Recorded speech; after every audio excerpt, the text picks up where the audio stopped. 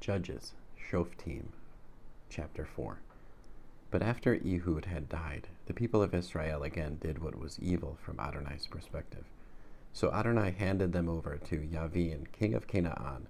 He ruled from Hatzor, and the commander of his army was Sisera, who lived in Haroshet Hagoyim.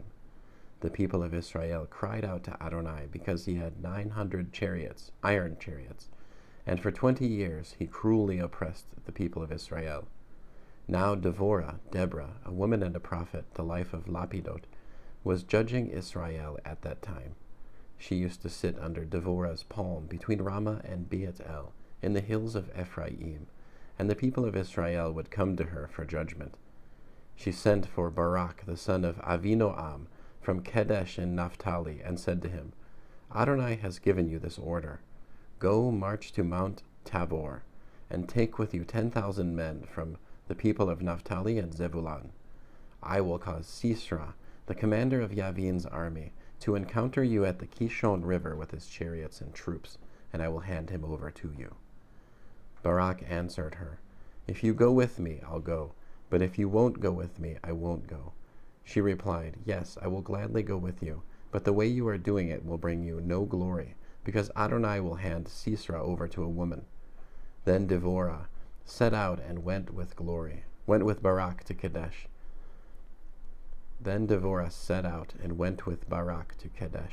Barak summoned Zebulun and Naphtali to come to Kadesh. 10,000 men followed him, and Deborah went up with him. Now Hever the Keni had cut himself off from the rest of Cain, the descendants of Hovav, Moshe's father-in-law. He had pitched his tent near the oak at Zaananim, which is close to Kadesh. Sisera was informed that Barak, the son of Avinoam, had gone up to Mount Tabor. So Sisera rallied his chariots, all 900 iron chariots, and all the troops he had with him, from Haroshet Hagoyim to the Kishon River. Deborah said to Barak, Get going. This is the day when Adonai will hand Sisera over to you. Adonai has gone out ahead of you. So Barak went down from Mount Tabor, with 10,000 men following him, and Adonai threw Sisera, all his chariots, and his entire army into a panic before Barak's sword, so that Sisera got down from his chariot and fled on foot. But Barak pursued the chariots and all the army, all the way to Haroshet Hagoyim.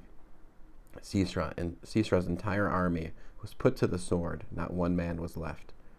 However, Sisera ran on foot to the tent of Yael, the wife of Hever the Keni, because there was peace between Yavin, king of Hatzor, and the family of Hever the Keni. Yael went out to meet Sisera and said to him, Come in, my lord, stay here with me, and don't be afraid. So he went into her tent, and she covered him with a blanket.